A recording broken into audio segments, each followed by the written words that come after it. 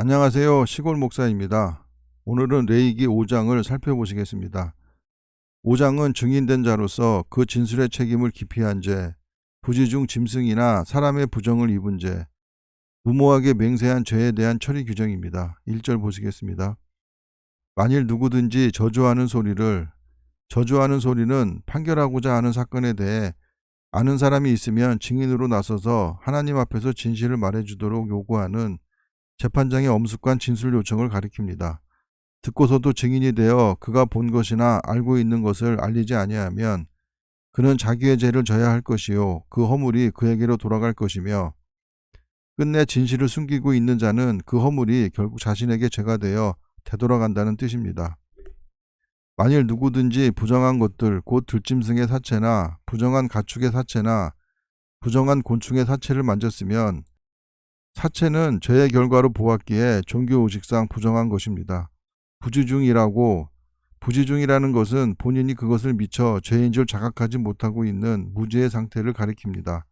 할지라도 그 몸이 더러워져서 허물이 있을 것이요, 만일 부지 중에 어떤 사람의 부정에, 여기서의 부정은 시체를 만지는 것, 출산하는 것, 나병 및 피부병에 걸리는 것, 유출병이 있는 것, 설정하는 것, 월경하는 것, 혈로하는 것 등을 말합니다.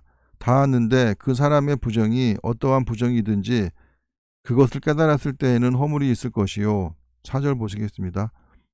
만일 누구든지 입술로 맹세하여 악한 일이든지 선한 일이든지 하리라고 함부로 말하면 그 사람이 함부로 말하여 맹세한 것이, 구약시대의 모든 맹세는 여호와의 이름으로 하게 되어 있기에 따라서 모든 맹세는 하나님과의 약속으로 간주하여 그 맹세는 어떤 일이 있어도 반드시 지켜야 했습니다. 그러므로 지키지도 못할 약속을 순간적인 기분이나 흥분, 혈기 등으로 쉽게 맹세한다는 것은 여호와의 거룩한 이름을 경솔히 취급하는 죄가 되는 것입니다. 무엇이든지 그가 깨닫지 못하다가 그것을 깨닫게 되었을 때에는 그 중 하나에 그에게 허물이 있을 것이니, 이 중 하나는 증인된 자로서 그 진술의 책임을 기피한 죄나 부지중 짐승이나 사람의 부정을 입은 죄 또는 무모하게 맹세한 죄 중 하나를 말합니다. 허물이 있을 때에는 아무 일에 잘못하였노라 자복하고, 자복한다는 것은 모든 죄를 다 털어놓는다는 뜻입니다. 그 잘못으로 말미암아 여호와께 속죄제를 드리되 양떼의 암컷 어린 양이나 염소를, 속죄제에서 평민이 바칠 제물과 같은데 속건제는 양의 수컷을 제물로 바쳤습니다. 그러다가 속죄제를, 평민에 해당하는 속죄제를 말합니다. 드릴 것이요 제사장은 그의 허물을 위하여 속죄할지니라. 만일 그의 힘은 능력이나 형편을 말합니다.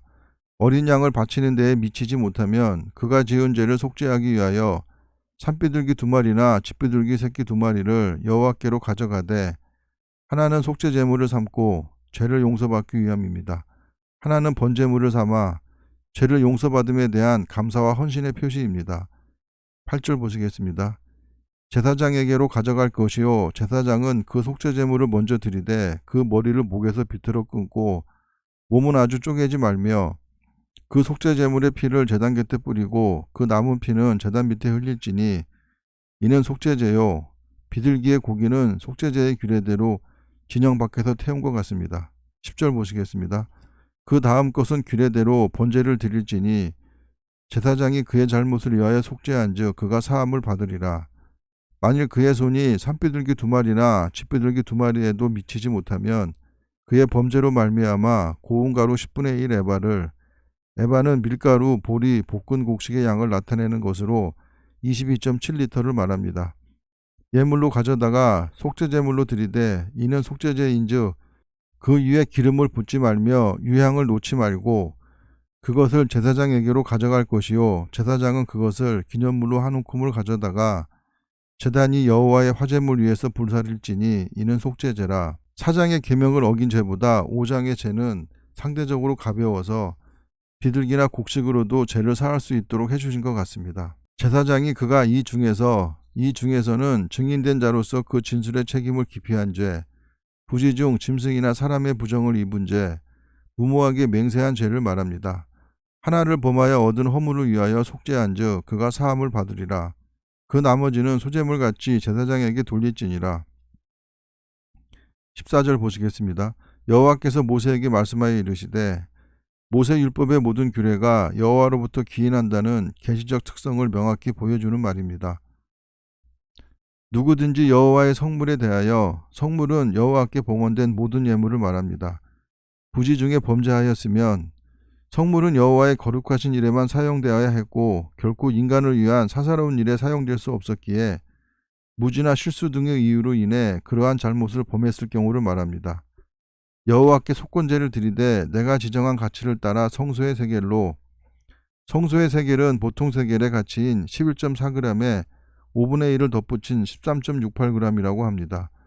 몇 세겔 은에 상당한 속건제가 일반 제사와는 달리 제물의 액수에 상당한 비중을 두는 이유는 속건제가 배상의 성격을 지닌 제사이기 때문입니다. 흠없는 순양을, 이 순양은 최소한 2세겔 이상의 값어치가 나가는 순양이어야 하기에 유대 랍비들의 말에 의하면 이 순양은 1년 이상 된 것이라고 합니다. 양떼 중에서 끌어다가 속건제로 드려서 성물에 대한 잘못을 보상하되 그것의 5분의 1을 더하여 제사장에게 줄 것이요, 성전 기물을 파손했을 때도 그 값에다 5분의 1을 더해서 변상해야 합니다. 제사장은 그 속건제의 순양으로 그를 위하여 속죄한 즉 그가 사함을 받으리라. 만일 누구든지 여호와의 계명 중 하나를, 여기서의 계명은 이웃 간의 규정을 말하는 것 같습니다.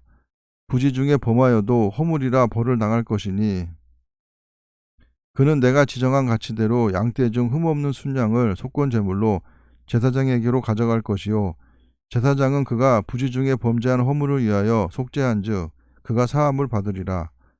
이는 속건제니 그가 여호와 앞에 참으로 잘못을 저질렀음이니라.